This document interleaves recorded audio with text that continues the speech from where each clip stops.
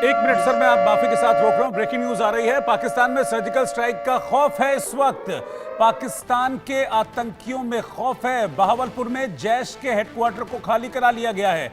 Launch pad, training camp भी खाली करा लिए गए हैं।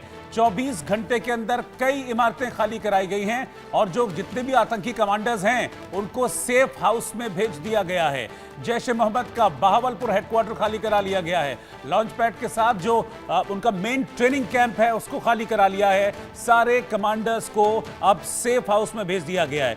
यानी कि जो मौलाना मुनीर हैं वो खुद भी बंकर में चले गए और अपने आतंकी दोस्तों को भी बंकरों में भेज दिया गया है। तो ये खौफ है, ये टेरर। आर के भार्गव साहब, ये डर दिखा रहा है पाकिस्तान में कि इस वक्त कितना डर है उस एक्शन को लेकर जिसकी हम बात कर रहे हैं। देखिए, अभी जो हमारे प्राइम मिनिस्टर ने जो भी कहा है, ऐसा नहीं कि खाली हमने सुना है, वो पाकिस्तान में भी गया है और बाकी जो देश है उन्होंने भी सुना है।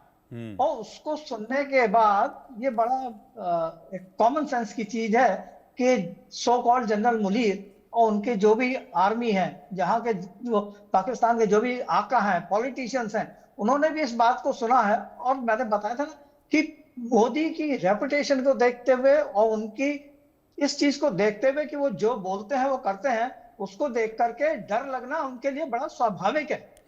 और ये जो डर था उनको अभी नहीं लगा, ये तो उनको जिस दिन मतलब कल से ही मैं देख रहा हूं कि उनकी इनपुट आ रहे हैं कि वो कभी अपने नेवी को भी अलर्ट कर रहे हैं, एयरफोर्स को अलर्ट कर रहे हैं, एलसी के ऊपर जो है वहां पे अलर्ट हो रहा है। तो ये उनको पहले ही पता लग गया था कि अब हिंदुस्तान ने कुछ ना कुछ तो करना है। और अभी जो भी मोदी ने कहा कल और उसके बाद आज भी, उसके बाद तो ये उन्हें यकीन हो गया कि हमारे प्राइम मिनिस्टर ने कुछ ना कुछ एक्शन उसके ऊपर लेना है। बाकी जो अभी बीच में बात आ रही थी न्यूक्लियर वेपन की और ये, तो देखिए एक बार याद होगा कि एक बार बर्मा में इंडियन आर्मी ने एक ऑपरेशन किया था, उसमें उन्होंने वहां पे जो इंडियन इंसर्जेंट्स थे उनके पूरे कैंप को तबाह कर दिया था।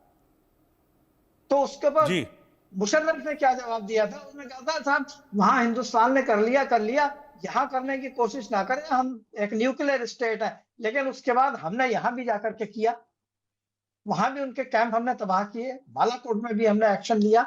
तो खाली ये धमकी देना कि न्यूक्लियर स्टेट है, इसका कोई मतलब नहीं होता। देखिए, अभी वर्ल्ड में कई जगह लड़ाइयां चल रही हैं जहां पर कि न्यूक्लियर पावर इक्विप्ड कंट्रीज हैं, लेकिन उनसे भी धमकी आती है। लेकिन जो भी कोई एक समझदार पॉलिटिशियन होगा या समझदार शासक होगा, वो इसका इस्तेमाल नहीं करेगा। अगर उसका दिमाग खराब हो जाए वो बात अलग है, लेकिन कोई भी शासक इसका इस्तेमाल नहीं करेगा, क्योंकि उसे पता है कि एक बार एक तरफ से अगर कोई भी न्यूक्लियर वेपन इस्तेमाल होता है, छोटा हो या बड़ा हो या टैक्टिकल हो, किसी भी तरह का हो, तो उसको फिर आगे उस लड़ाई को रोका नहीं जा सकता।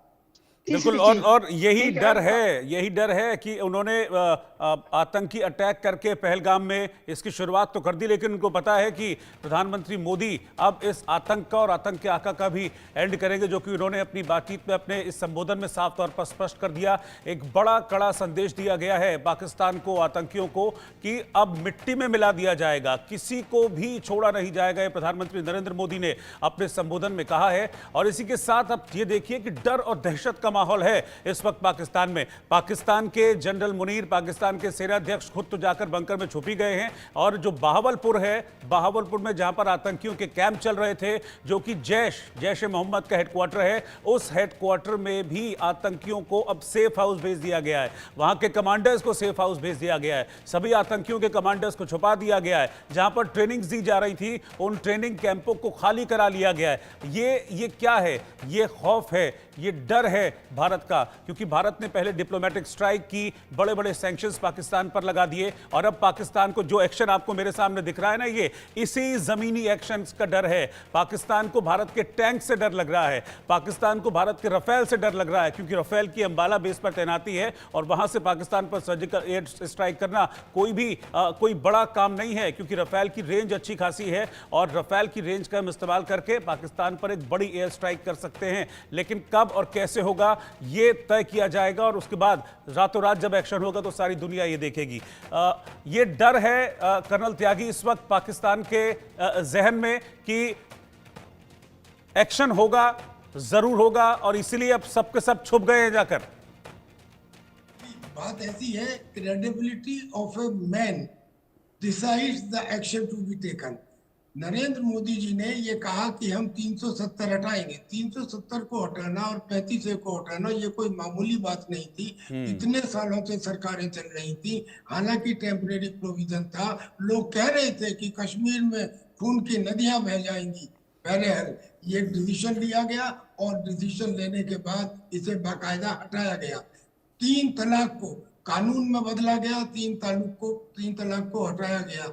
ऐसे ही राम मंदिर, यानी कि एक आध 2 दिन नहीं सर, 5 7 10 साल भी नहीं, 500 साल पुराने केस को मोदी गवर्नमेंट ने मेहनत करके और सुप्रीम कोर्ट के आदेश के अनुसार उसको भी हटाया गया। मेरे कहने का मतलब यह है कि इस व्यक्ति ने अपनी क्रेडिबिलिटी को एस्टेब्लिश किया। और इतना ही नहीं, इंटरनेशनल सीन के ऊपर आज स्थिति ये हो गई कि अटैक और जगह भी हुए होंगे। क्या इजराइल हमास पर नहीं कर रहा? या हमास ने इजराइल पर नहीं किया? क्या यूक्रेन और रशिया में नहीं हो रहे? लेकिन जैसे ही ये पहलगाम वाला आतंकी हमला हुआ, तुरंत डोनाल्ड ट्रंप की तरफ से, पुतिन की तरफ से, और तो और ईरान की तरफ से, और तो और चाइना, और दिखाने के लिए पाकिस्तान की तरफ से भी ये आया कि भाई हम इस हमले की मजम्मत करते हैं। लेकिन बड़े देशों ने, जो सुपर पावर्स हैं, उन्होंने कहा कि हम भारत के साथ खड़े हैं। ये है क्रेडिबिलिटी ऑफ ए मैन और क्रेडिबिलिटी ऑफ ए नेशन। तो आज बड़े बड़े नेता होंगे, वो ताकतवर हो सकते हैं, लेकिन पूरी दुनिया में सम्मान के साथ अगर कोई नेता है तो वो भारत है। और इसलिए भारत की इस क्रेडिबिलिटी से पाकिस्तान को ये यकीन हो गया है कि अब एक्शन होने वाला है। ये समझ लीजिए जैसे युद्ध के मैदान में एक सिपाही मौत और खतरे के सामने और दुश्मन के सामने रहता है, आज वो स्थिति पाकिस्तान के हुक्मरानों की है। ना हुई होती तो ऐसा क्यों होता कि जनरल मुनीर, जो वहां के सेनापति हैं, उन्हें बंकर में जाना पड़ा। जो उनके जैशे मोहम्मद हैं और लश्कर तैयबा है, जो उनके ट्रेनिंग कैंप खाली करा लिए गए, उनको भी सेफ हाउस में भेज दिया गया। ये चीज अभी तक तो कुछ एक्शन हुआ ही नहीं है। एक्शन होने से पहले ये बताना के लिए काफी है कि पाकिस्तान थर थर कांप रहा है।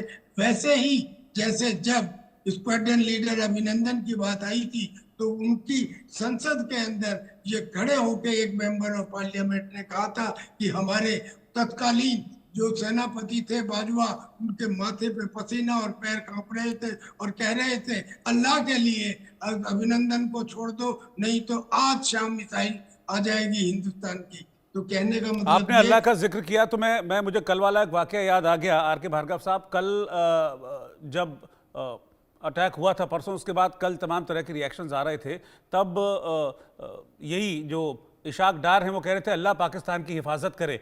तो ये सारी चीजें उनका डर दिखा रही हैं अब। तो भाई अल्लाह के पास नहीं जाएंगे तो किसके पास अभी जाके हाथ जोड़ेंगे अभी? भाई देखिए, आर्मी वहां पर पाकिस्तान में आर्मी कॉल्स द शॉट। अब अगर आर्मी खुद ही जाकर के बंकर में घुस गई है, उसके खुद ही अपने पांव जो है कांप रहे हैं, तो उसके बाद कौन आएगा उनके पास? किसको जाकर के वो प्रे करेंगे कि भाई हमें बचाओ? तो अल्लाह ही से करेंगे कि अल्लाह हमें बचाओ, अल्लाह हमें बचाए, अल्लाह हमें किसी तरह से इस आफत से निकाले जिसमें हमने अपना सर खुद डाला है। तो ये जो है वहां पाकिस्तान का डर आज की तारीख में बहुत ही वाजिब डर है। और जो मैंने कहा, देखिए अभी आप देखें अगर, तो उन्होंने ठीक है अपनी एयरफोर्स नेवी को अलर्ट किया है, लेकिन उनका मेन डर उनका भी पीओके में ही है कि इंडिया का जो स्ट्राइक होगा पीओके में होगा, क्योंकि वो इंडिया के फेवर में होगा। उसमें वर्ल्ड का दूसरा कोई भी कंट्री इंटरनेशनली हमारे ऊपर दबाव नहीं डाल सकता। क्यों? क्योंकि जब इस तरह चीज आती है तो बहुत सी चीजें हैं जो डिप्लोमेटिक और इंटरनेशनल रिलेशन को देखते हुए हमें करनी पड़ती है। इसी तो मैं बताऊंगा कि जैसे कर्नल त्यागी का खैर अपना विचार हो सकता है कि इमीडिएट अटैक करना चाहिए, वो ठीक है, लेकिन जब भी कोई इस तरह के स्ट्राइक होते हैं उससे पहले अपनी इंट को अपडेट करना जरूरी होता है सक्सेस के लिए। ये मैंने इंट में रहते हुए सीखा है और इसको मैं जानता हूं अच्छी तरह से कि किस तरह से हम अपडेट करते थे कहीं भी कोई ऑपरेशन हो। यहाँ तक कि कश्मीर में भी अब अगर कोई ऑपरेशन होता था तो हम उसमें अपनी हिंट को अपडेट करते थे। खैर ये अपने अपने व्यूज हैं। मेरा व्यू ये है कि जब अटैक करो तो उस तरह से करो कि जहां पर हमें पीछे मुड़ करके देखने की जरूरत ना पड़े और हमें पता है कि हमने क्या करना है, क्या हमारे पास आगे आना है, कैसे हमने उसको निपटना है।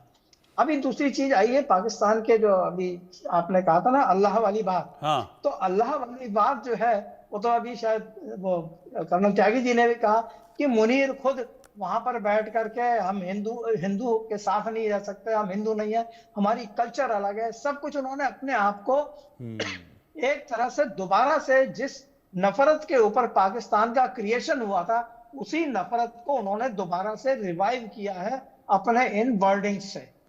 यानी है। उन्होंने साफ कहा कि ना हिंदुस्तान को हम नफरत करते हैं या हिंदुस्तान के अंदर इसलिए नफरत करते हैं क्योंकि वहां हिंदू हैं और हम हिंदू नहीं हैं, हमारा रहना सहना खाना पीना सब अलग है।